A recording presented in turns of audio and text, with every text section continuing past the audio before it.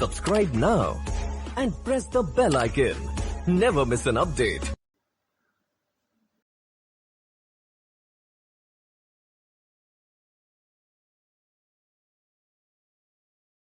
SSC PET का exam की तैयारी कर रहे हैं, उनके लिए आज से हम ये प्रैक्टिस सेट स्टार्ट कर रहे हैं। ये हमारा पहला प्रैक्टिस सेट है, सेट नंबर पहला, जिसमें हम आपके भारतीय इतिहास, भारतीय राष्ट्रीय आंदोलन, भूगोल, भारतीय अर्थव्यवस्था, भारतीय संविधान एवं लोक प्रशासन, सामान्य विज्ञान, इन सभी टॉपिक से क्वेश्चन आपके लिए लाए हैं, जिसमें आपके 30 प्रश्न होंगे।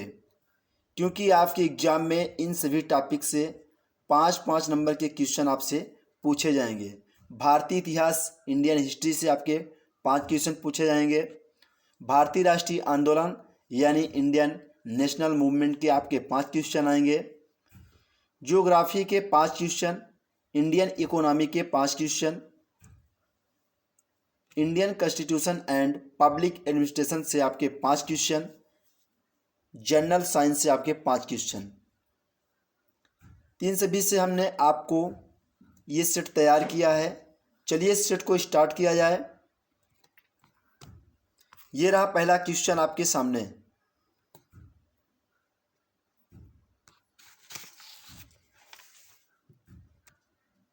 हड़प्पा सभ्यता के एक हिस्से लोथल की खुदाई की खोज किसने की थी?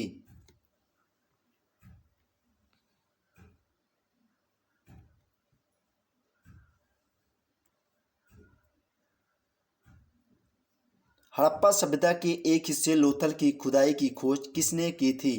क्वेश्चन नंबर पहला फ्रेंड्स आपके सामने। देखिए, हड़प्पा सभ्यता के एक हिस्से लोथल की खुदाई की खोज SR राव ने की थी। आपका करेक्ट ऑप्शन सी हो जाएगा इस प्रश्न का सही जवाब। देखिए, लोथल की खोज सन 1957 में हुई, जिसकी खुदाई जो है 1955 से 1960 के बीच भारतीय पुरातत्व सर्वेक्षण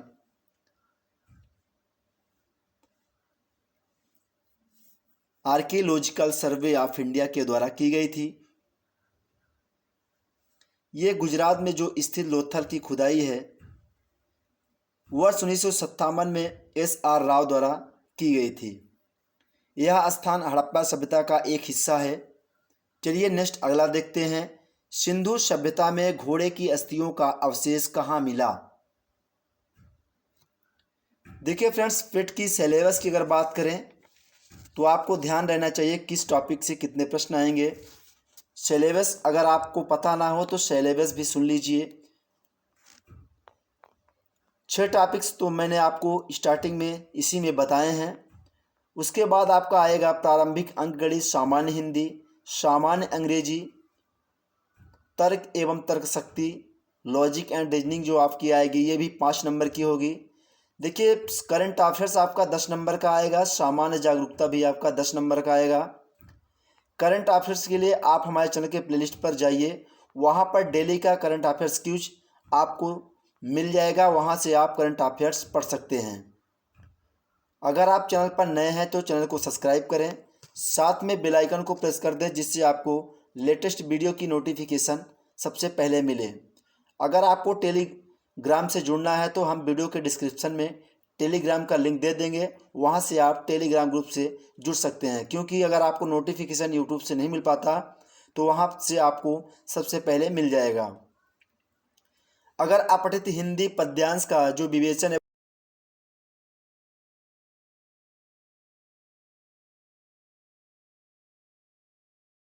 की व्याख्या एवं विश्लेषण, 2 ग्राफ होंगे, उसमें आपका 5-5 नंबर का 10 नंबर इससे आपको आएगा। तालिका की बात करें तो 2 तालिकाएं आपको आएंगी एग्जाम में, ये भी आपका 10 नंबर का होगा। तो ये सिलेबस आपका कुछ इस प्रकार पेट का पाठ्यक्रम था। देखिए, पेट जो है UPSSC के द्वारा आयोजित प्रारंभिक पत्ता परीक्षा है। ये PET स्कोर के आधार पर ही आपको मुख्य परीक्षा, स्किल टेस्ट, शारीरिक दक्षता, इस सब के लिए आपको बुलाया जाएगा। तो इसको आपको पास करना जरूरी है। ये समोगा यानी ग्रुप C के लिए ये अनिवार्य रूप से बनाया गया है। ये इसका स्टार्टिंग जो है इस वर्ष से किया गया है। जो भी लोग ना जानते होंगे, आशा करता हूं कि अब आपको पता लग गया होगा। सिंधु सभ्यता में घोड़े की अस्थियों का अवशेष कहाँ मिला? देखिए, सिंधु सभ्यता में घोड़े की अस्थियों का अवशेष सुरकोटदा, आपका ऑप्शन डी राइट हो जाएगा। सुरकोटदा या सुरकोटदा गुजरात के ये कच्छ जिले में स्थित है, जहां से घोड़े की अस्थियां तथा एक कब्रगाह के अवशेष प्राप्त हुए हैं। लोथल से घोड़ों की लघु मृण मूर्तियों के अवशेष प्राप्त हुए हैं। देखिए फ्रेंड्स, हमारे पास अभी इतना बड़ा सेटअप नहीं है कि आपको सभी चीज़ें हम अच्छे से इस पर दिखा पाएँ। हमारा बहुत छोटा सा सेटअप है, बिल्कुल यूँ समझ लीजिए टूटा फूटा सेटअप है, लेकिन कंटेंट आपको जो मिलेगा बिल्कुल एक अच्छा और आपके एग्ज़ाम को क्रैक करने वाला होगा। आपके एग्ज़ाम में अति आवश्यक फंसेगा क्वेश्चन, ऐसे क्वेश्चन आपके जो सिलेबस के अकॉर्डिंग रखा गया है, ये बात आप ध्यान रखिएगा। नेक्स्ट अगला क्वेश्चन देखते हैं। जो भी एग्जाम पॉइंट ऑफ व्यू से आपके प्रश्न बनेंगे उसको हम साथ में डिस्कस कर रहे हैं। आशा करता हूँ कि वीडियो आपको ज़रूर अच्छी लगेगी। अगर वीडियो आपको अच्छी लगेगी तो वीडियो को आप लाइक करिएगा, साथ में अपने दोस्तों के साथ शेयर करिएगा। शतपथ ब्राह्मण और तैत्तिरीय ब्राह्मण के ब्रह्मांड मूल पाठ हैं। सामवेद, अथर्ववेद, ऋग्वेद, यजुर्वेद। देखिए, वीडियो आपको अच्छी नहीं लगती है तो वीडियो को आप डिसलाइक कर सकते हैं। अगर अभी तक आपने सब्सक्राइब नहीं किया है तो चैनल को सब्सक्राइब कर दीजिएगा। क्वेश्चन नंबर 3, शतपथ ब्राह्मण और तैत्तिरीय ब्राह्मण यजुर्वेद के ब्रह्मांड मूल पाठ हैं। आपका ऑप्शन डी करेक्ट आंसर हो जाएगा। देखिए, वेद और उनके ब्राह्मण की बात करें तो ऋग्वेद में ऐतरेय ब्राह्मण, संखायन या फिर आपका कौशितकी ब्राह्मण।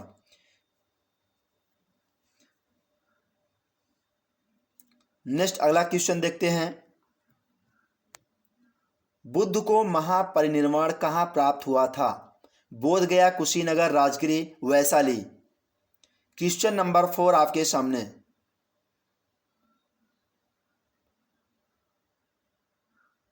बुद्ध को महापरिनिर्वाण कुशीनगर में प्राप्त हुआ था। आपका राइट आंसर हो जाएगा ऑप्शन नंबर बी।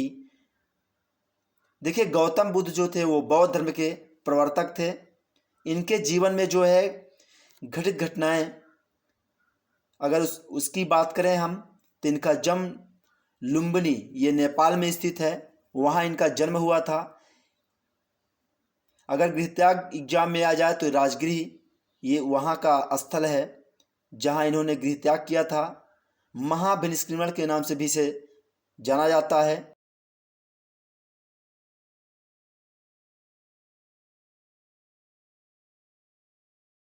तो कुशीनगर में, जिसे महापरिनिर्वाण भी कहा जाता है। तो ध्यान रखिएगा, एग्जाम में आपके सेकंड जो लैंग्वेज प्रयोग होती है वो भी पूछा जा सकता है। अगर आपको मृत्यु न लिखकर महापरिनिर्वाण की बात करें तब भी आपको कुशीनगर मारना है। अगर मृत्यु की बात करें फिर उनकी मृत्यु कहाँ हुई तो कुशीनगर में। आशा करता हूं कि आप ये बात जरूर ध्यान रखेंगे, ये आपके एग्जाम के लिए बहुत ही हेल्पफुल होने वाला है। अशोक के प्रधान शिलालेखों में सबसे बड़ा शिलालेख है 11वां, 12वां, 13वां, 14वां। क्वेश्चन नंबर 5 आपके सामने। ये जो सीरीज हमने स्टार्ट की है आज से, रोजाना आपको ये सीरीज मिलेगी और साथ में आपको विथ एक्स्ट्रा फैक्ट्स भी मिलेगा। तो आप कॉपी पेन लेकर बैठिएगा, जो भी एक्स्ट्रा फैक्ट्स आपको मिले आप नोट डाउन करते चलिएगा, जिससे आपकी प्रैक्टिस और साथ में आपकी तैयारी भी बहुत अच्छी हो। क्वेश्चन नंबर 5 का आंसर करिएगा सभी लोग। आप लोग क्वेश्चन देखते हैं लेकिन उसका आंसर कमेंट बॉक्स में नहीं करते हैं, किया करिए ताकि आपको भी पता चले कि आपकी तैयारी कितनी बेहतर है। अशोक के प्रधान शिलालेखों में सबसे बड़ा शिलालेख 13वां शिलालेख है। आपका ऑप्शन सी करेक्ट हो जाएगा।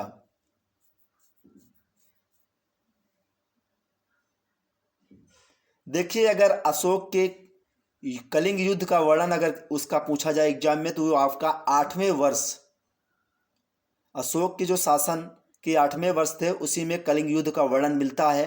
ये भी आपसे पूछा जा सकता है एग्जाम में। क्वेश्चन नंबर 6 आपके सामने, भूदान आंदोलन के प्रवर्तक किन्हें माना जाता है। देखिए बढ़िया सेटअप अगर मेरे पास व्यवस्था होती तो मैं ज़रूर करता, लेकिन जितना भी हमारे पास सेटअप है उसी के द्वारा पूरी कोशिश मैंने की है कि कोई भी चीज़ें आपका छूटने ना पाए। भूदान आंदोलन के प्रवर्तक बताइए फ्रेंड्स आप लोग। देखिए जो कंटेंट आपको जिस चैनल से अच्छा लगे आप वहाँ से पढ़ें, ताकि आप अधिक से अधिक एग्जाम में स्कोर कर पाएँ। ऐसा कुछ नहीं कि आप सिर्फ एक चैनल पर पढ़ें या केवल बुक से पढ़ें, अधिक से अधिक आप पढ़ने की कोशिश करें। जो भी माध्यम आपको अच्छा लगे, यूट्यूब लगे, बुक लगे, कोचिंग लगे, आप अपनी फुली तैयारी करें। क्वेश्चन नंबर 6 का आंसर करिए सभी लोग। देखिए भूदान आंदोलन के प्रवर्तक विनोबा भावे हैं। आपका ऑप्शन डी करेक्ट जवाब हो जाएगा। इन्होंने 1951 ईस्वी में इसको प्रारंभ किया था। ये जो है स्वैच्छिक भूमि सुधार आंदोलन था। विनोबा भावे की कोशिश थी कि भूमि का पुनर्वितरण सिर्फ सरकारी कानूनों के जरिए नहीं हो, बल्कि एक आंदोलन के माध्यम से इसकी सफल कोशिश की जाए। नेक्स्ट अगला क्वेश्चन देखते हैं। क्वेश्चन नंबर 7 आपके सामने, 1857 के प्रथम स्वतंत्रता विद्रोह संग्राम में भाग लेने वाली प्रसिद्ध महिला स्वतंत्रता सेनानी कौन थी। यहाँ महिला की बात करी गई है। कस्तूरबा गांधी, भीकाजी कामा, सरोजिनी नायडू, बेगम हजरत महल। क्वेश्चन नंबर 7, 1857 के प्रथम स्वतंत्रता विद्रोह संग्राम में भाग लेने वाली प्रसिद्ध महिला बेगम हजरत महल।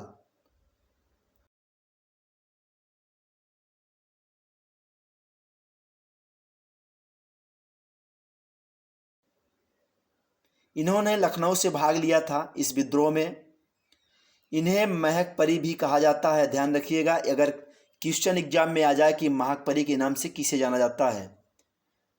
इसीलिए हम कह रहे हैं आपसे कि आप जो भी स्टाफ फैक्ट सुने उसे आप अपने नोट बुक में ज़रूर नोट कर लीजिए। ये जो महापरी हैं ये वाजिद अली शाह की द्वितीय पत्नी थी।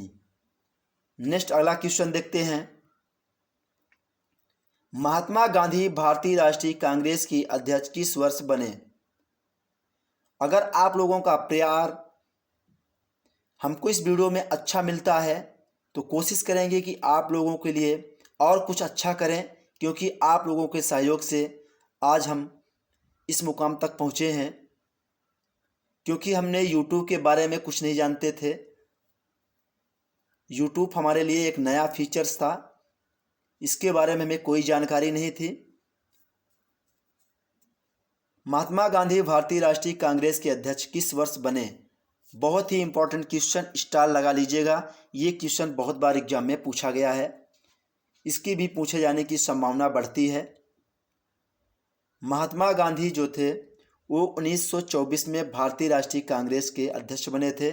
तो ऑप्शन बी इस प्रश्न का राइट आंसर हो जाएगा।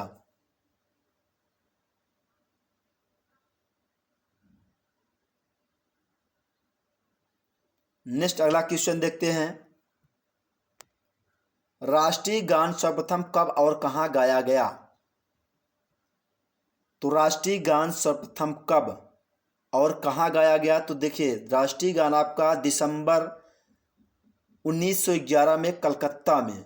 स्थान की बात अगर करें तो कलकत्ता में, सन की बात करें तो आपका 1911 27 दिसंबर। आपका ऑप्शन ए राइट आंसर हो जाएगा। नेक्स्ट अगला क्वेश्चन देखते हैं। निम्नलिखित में से कौन एक भारतीय राष्ट्रीय आंदोलन में क्रांतिकारी नेता नहीं थे। चंद्रशेखर आजाद, सूर्यसेन, भगत सिंह, गोपाल कृष्ण गोखले।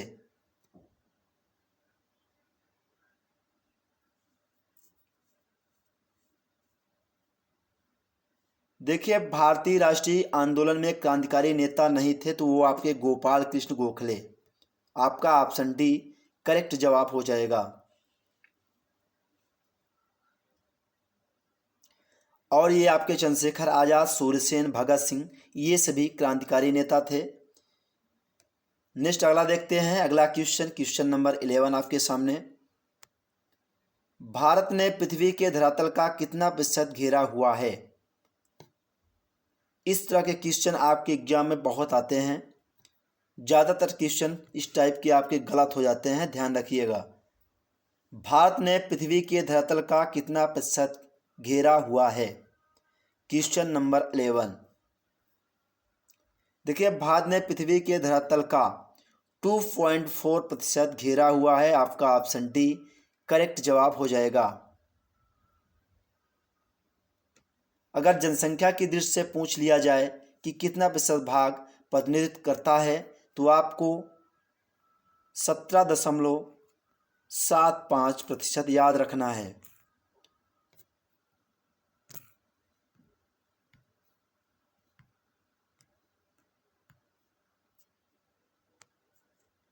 सत्रह दशमलव 5% भाग याद रखना है। इस प्रश्न का ऑप्शन डी राइट आंसर हो जाएगा। नेक्स्ट अगला देखते हैं।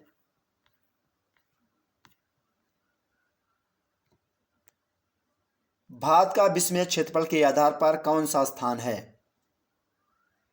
ये क्वेश्चन का आंसर सभी लोगों को पता होगा। देखिए, भारत का विश्व में क्षेत्रफल के आधार पर 7वां स्थान है। आपका ऑप्शन डी राइट आंसर हो जाएगा। बच्चे बच्चे को पता होगा इस प्रश्न का जवाब। देखिए, भारत का क्षेत्रफल की अगर बात करें तो 32,87,263 वर्ग किलोमीटर है। नोट डाउन कर लीजिएगा, बहुत बार पूछा गया एग्जाम में। प्रतिशत में आपको बता दिए हैं 2.43।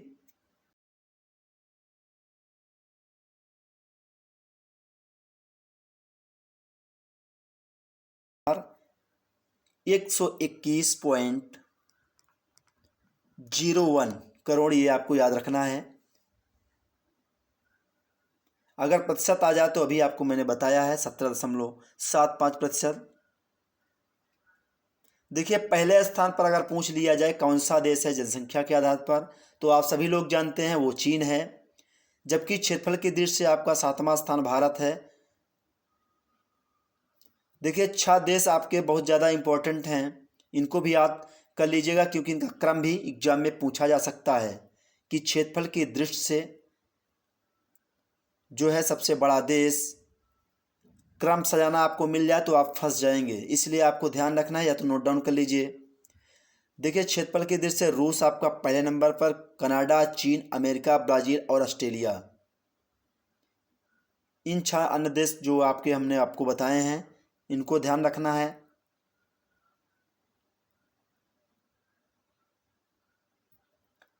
नेक्स्ट अगला क्वेश्चन देखते हैं। निम्नलिखित केंद्र शासित क्षेत्रों में सर्वाधिक बड़ा आकार किसका है? चंडीगढ़, लक्षद्वीप, दमन एवं दीव, पांडिचेरी। जो इस ऑप्शन में आपके दिए गए हैं, इनमें से केंद्र शासित क्षेत्रों में सर्वाधिक बड़ा आकार पांडिचेरी का है। आपका ऑप्शन डी करेक्ट जवाब हो जाएगा।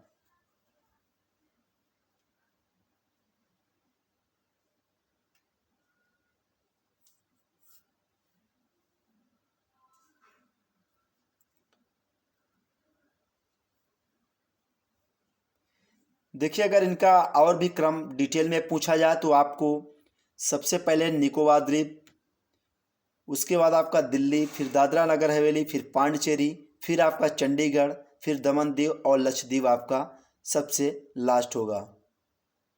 ये आपका क्षेत्रफल के आरोही क्रम हमने आपको बताया है केंद्र शासित प्रदेश का। नेक्स्ट अगले क्वेश्चन पर चलते हैं। भारतीय प्रायद्वीप की सबसे ऊंची चोटी है? उटकमुंड, अन्नामुडी, दोदाबेटा, महाबालेश्वर। भारतीय प्रायद्वीप की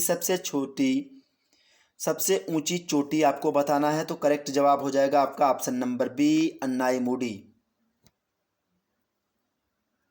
ये जो है केरल राज्य की इडुक्की जिले में है। ये भी आपसे एग्जाम में पूछा जा सकता है, आप नोट डाउन कर लीजिएगा। अगर इसकी ऊंचाई की बात करें तो 2695 मीटर इसकी ऊंचाई है। जो भी एक्स्ट्रा फैक्ट्स हम आपको बता रहे हैं उसको आप या तो नोट डाउन करिएगा या तो याद रखिएगा। हर एक पॉइंट आपको एग्जाम में सफलता दिला सकती है। देखिए अनाई मुड़ी जो है ये 3 पहाड़ियों का केंद्र भी है। यहाँ से 3 पहाड़ी श्रृंखलाएं 3 दिशाओं में जाती हैं। नेक्स्ट अगले क्वेश्चन पर चलते हैं।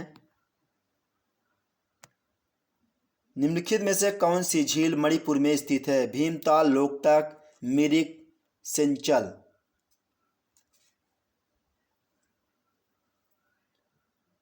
मणिपुर में स्थित झील आपकी लोकटक हो जाएगा। ऑप्शन नंबर बी करेक्ट जवाब हो जाएगा। ये जो है ताजे पानी की बड़ी झील है और ये मणिपुर की राजधानी इम्फाल में स्थित है। ये 2-3 बातें आपको ध्यान रखना है।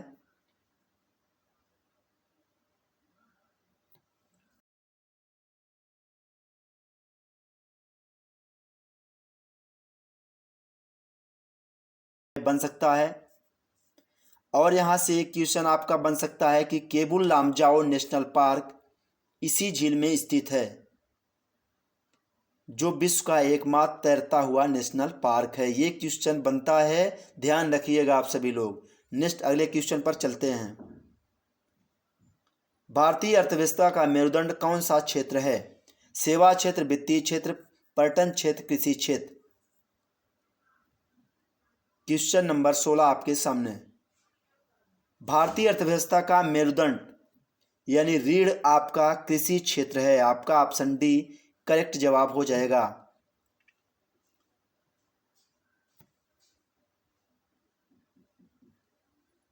नेक्स्ट अगले क्वेश्चन पर चलते हैं। भारत में राष्ट्रीय आय का आकलन करने वाली संस्था है? रिजर्व बैंक ऑफ इंडिया, योजना आयोग, वित्त मंत्रालय, केंद्रीय संघीय संगठन।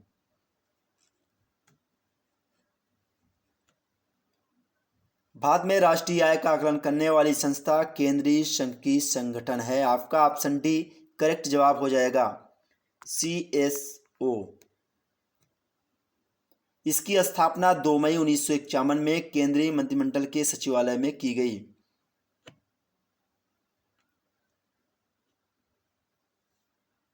ये जो है राष्ट्रीय आय का अनुमान के लिए उत्पाद विधि, आय विधि और व्यय विधि, इन तीनों विधियों का प्रयोग करता है।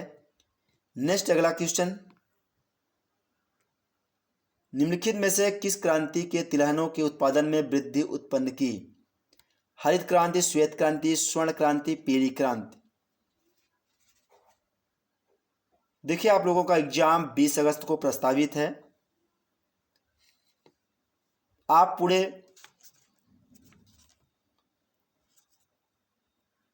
पूरी एफर्ट लगा दीजिए अपनी तैयारी में। क्वेश्चन नंबर 18 आपके सामने। देखिए पीली क्रांति को तिलहनों के उत्पादन में वृद्धि उत्पन्न की है। आपका ऑप्शन डी करेक्ट हो जाएगा इस प्रश्न का सही जवाब। देखिए हरित क्रांति का संबंध खाद्यान्न उत्पादन से है, जबकि श्वेत क्रांति दुग्ध उत्पादन से है। अगर स्वर्ण क्रांति की बात करें तो ये बागवानी से, और पीली क्रांति जो आपकी तिलहन है उससे इसका संबंध है। ये बात 2-3 बातें आप ध्यान रखिएगा। इनमें से एक क्वेश्चन आपके एग्जाम में पूछा जा सकता है। नेक्स्ट अगले क्वेश्चन पर चलते हैं। क्वेश्चन नंबर 19 आपके सामने। भारत की 12वीं पंचवर्षीय योजना का मुख्य उद्देश्य क्या है? तेज और सम्मिलित विकास, तेज, शीघ्र और विश्वसनीय सम्मिलित विकास, तेज, विश्वसनीय और अधिक सम्मिलित विकास, तेज, सतत और अधिक सम्मिलित विकास।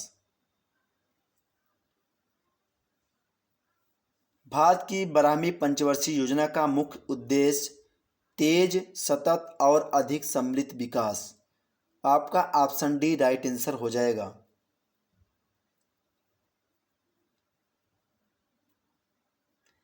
देखिए 12वीं पंचवर्षीय योजना का कार्यकाल जो था 2012 से 2017 तक निर्धारित है। पंचवर्षीय योजना जो है भारत की राष्ट्रीय योजना है, जो कि प्रधानमंत्री की अध्यक्षता में योजना आयोग द्वारा विकसित और कार्यान्वित होती है। नेक्स्ट अगले क्वेश्चन पर चलते हैं। एक सहकारी समिति के गठन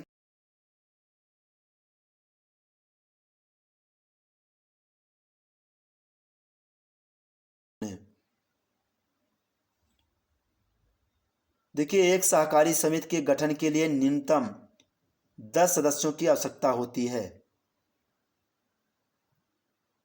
सहकारी समिति लोगों का ऐसा संघ है जो अपने पारस्परिक लाभ, जैसे आपका सामाजिक, आर्थिक, सांस्कृतिक, इसके लिए स्वेच्छापूर्वक सहयोग करते हैं। नेक्स्ट अगले क्वेश्चन पर चलते हैं। अगला क्वेश्चन हमें क्वेश्चन नंबर 21, संविधान सभा द्वारा भारतीय संविधान को कब पारित किया गया था? 26 जनवरी 1950, 26 नवंबर 1949, 14 अगस्त 1947, 14 अगस्त 1947।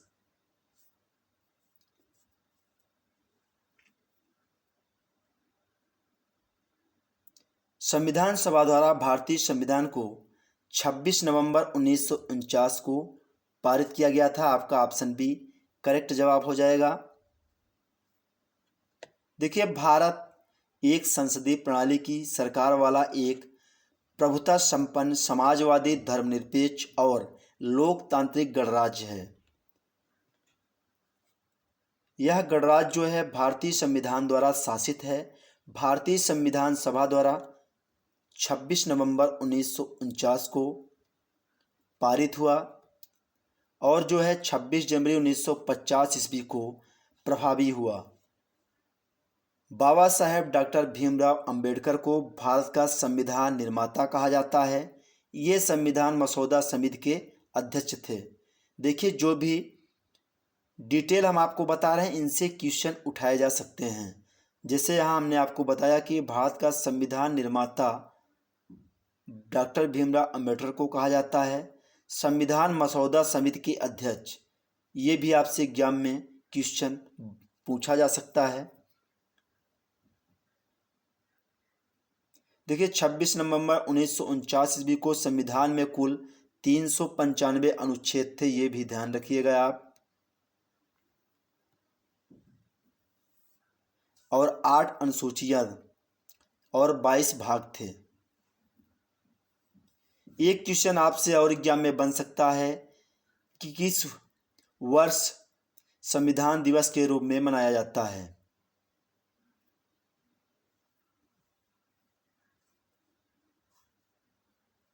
देखिए, प्रत्येक वर्ष जो है आपका 26 नवंबर को संविधान दिवस मनाया जाता है। ये क्वेश्चन कई बार एग्जाम में पूछा गया है। नेक्स्ट अगले क्वेश्चन पर चलते हैं। अगला क्वेश्चन है, संविधान सभा के पहले अध्यक्ष कौन थे? डॉक्टर भीमराव अंबेडकर, डॉक्टर सच्चिदानंद सिन्हा, डॉक्टर राजेंद्र प्रसाद, उपयुक्त में से कोई नहीं। क्वेश्चन नंबर 22 आपके सामने। संविधान सभा के पहले अध्यक्ष डॉक्टर सच्चिदानंद सिन्हा थे। आपका ऑप्शन बी करेक्ट जवाब हो जाएगा।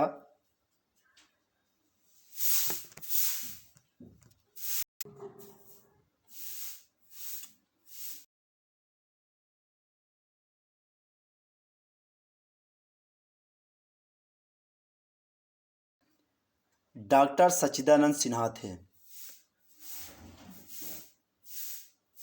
ध्यान रखिएगा, इसमें कन्फ्यूजन हो जाता है कई बार एग्जाम में आप लोगों को।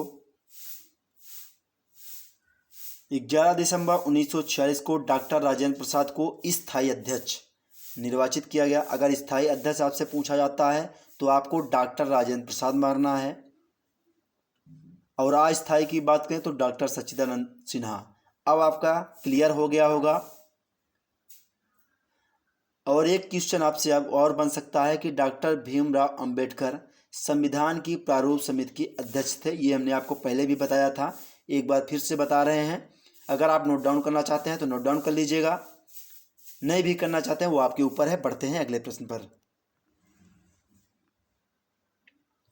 अगला प्रश्न है हमारा, भारत का एकमात्र राज्य जहां सामान्य कोड का प्रावधान है? गोवा, जम्मू कश्मीर, केरल, असम। Question number 23। देखिए, भारत का एकमात्र राज्य जहां सामान्य कोड का प्रावधान है वो गोवा है। आपका ऑप्शन ए राइट आंसर हो जाएगा।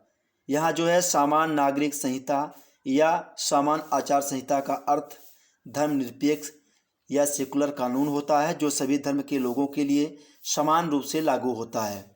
भारत के एकमात्र राज्य गोवा में सामान्य सिविल कोड का प्रावधान है। आपका ऑप्शन ए बिल्कुल राइट आंसर है। नेक्स्ट अगले प्रश्न पर चलते हैं।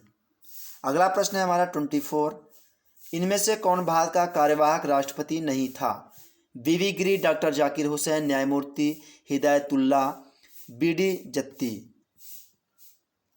देखिए, इस वीडियो को अगर अच्छा प्यार मिलता है तो हम अगला वीडियो बनाते हैं।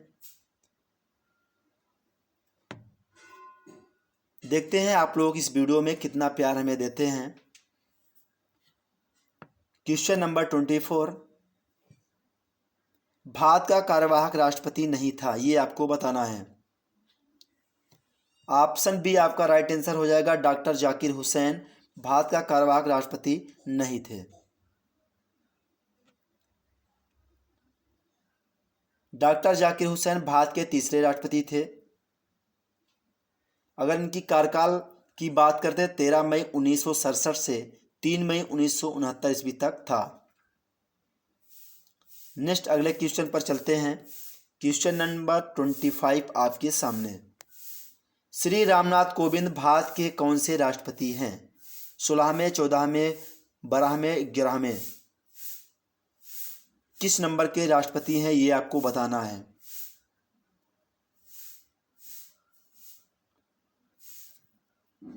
श्री रामनाथ कोविंद भारत के 14वें राष्ट्रपति हैं। आपका ऑप्शन बी राइट आंसर हो जाएगा।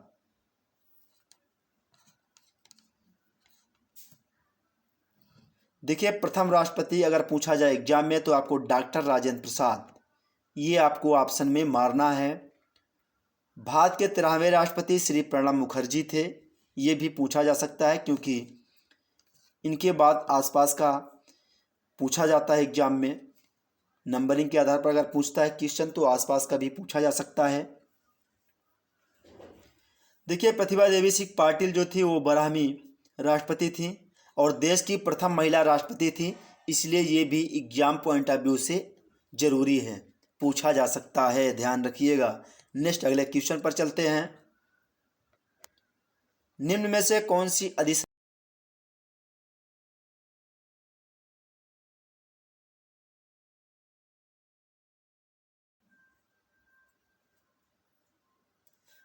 और सदिश, ये जब आपको पता होगा तो आप इजीली कर पाएंगे एग्जाम में। निम्न में से कौन सी अदिश राशि है ये आपको बताना है। Question number 26। कार जो है ये आपका अदिश राशि है। देखिए, वे राशियां जिनका केवल परिमाण मैग्नीट्यूड होता है, दिशा नहीं होती, वो आपकी अदिश राशि है। जिसमें दिशा होती है वो आपकी सदिश राशि है। बस इतना ही आपको याद रखना है, इतने से आप एग्जाम में इजली कर पाएंगे। अदिश राशि में आपके कार्य, द्रव्यमान, दूरी, समय, चाल, दाब, शक्ति, आवेश, विद्युत धारा, विभव, ताप, आयतन, ये आपकी अदिश राशियां हैं, ध्यान रखिएगा। नेक्स्ट अगले क्वेश्चन पर चलते हैं।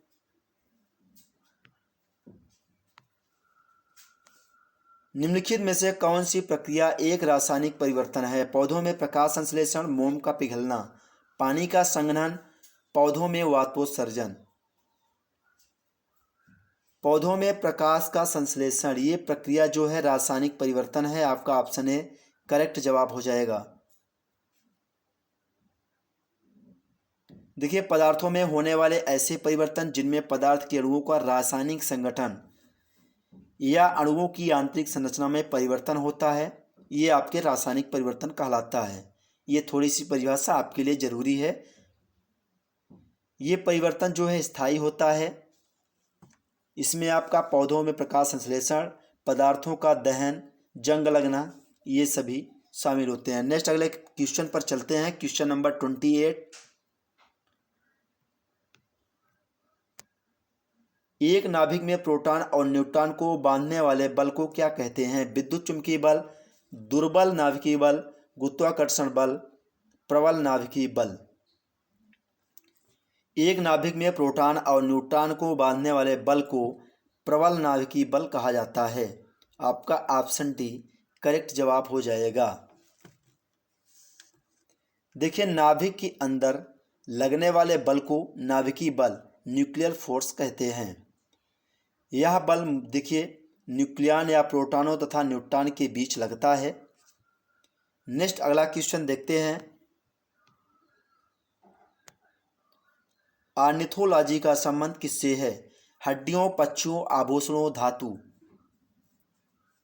जितना एग्जाम में आप लोगों को दे सकता हूं उतना मैं देने की कोशिश इस वीडियो में किया है। आशा करूंगा कि वीडियो आपको जरूर अच्छी लगेगी। ऑर्निथोलॉजी का संबंध किससे है? Question number 29। इसका संबंध पक्षियों से है। बहुत कंफ्यूज भरा क्वेश्चन। ऑर्निथोलॉजी का संबंध पक्षियों से है। ये ऑर्निथोलॉजी जो है जीव विज्ञान की वह शाखा है जिसके अंतर्गत पक्षियों का अध्ययन किया जाता है। देखिए, इसमें 2-3 क्वेश्चन और बन जाते हैं। जैसे आपका भूकंपों का अध्ययन, ये आपका सिस्मोलॉजी में किया जाता है। फाइकोलॉजी में अगर बात करें तो शैवालों का अध्ययन किया जाता है। ये सभी आपके एग्जाम पॉइंट ऑफ व्यू से बहुत ही ज़रूरी क्वेश्चन आपके एग्जाम में बन सकते हैं। आप इसे नोट डाउन कर लीजिएगा। नेक्स्ट और अगला क्वेश्चन देखते हैं। इस वीडियो का लास्ट क्वेश्चन है, चींटियों के अध्ययन को क्या कहते हैं? मर्मिकोलॉजी, हर्पेटोलॉजी, निमेटोलॉजी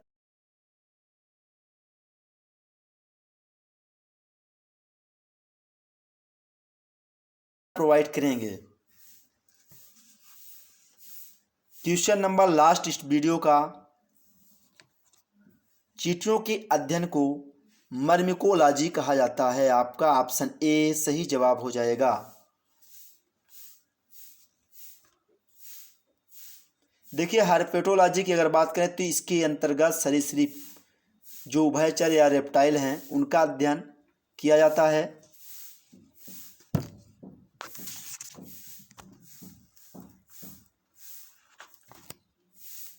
निमेटोलॉजी की अगर बात करें तो निमेटोलॉजी के अंतर्गत निमेटोड का अध्ययन, और नीडोलॉजी की बात करें तो इसके अंतर्गत पक्षियों के घोंसलों का अध्ययन किया जाता है। ये ऑप्शन डी में जो है आपका नीडोलॉजी, इसमें पक्षियों के घोंसलों का अध्ययन किया जाता है। और ऑर्निथोलॉजी अगर पूछा जाए तो पक्षियों का अध्ययन। इस तरह आपके 30 इंपॉर्टेंट क्वेश्चन इस वीडियो के पूरे होते हैं, साथ में विथ एक्स्ट्रा पॉइंट के साथ। आशा करता हूँ वीडियो आपको ज़रूर अच्छी लगी होगी। अगर आप चैनल पर नए हैं तो चैनल को सब्सक्राइब कर दीजिएगा। मिलेंगे नेक्स्ट वीडियो में। Thank you for watching.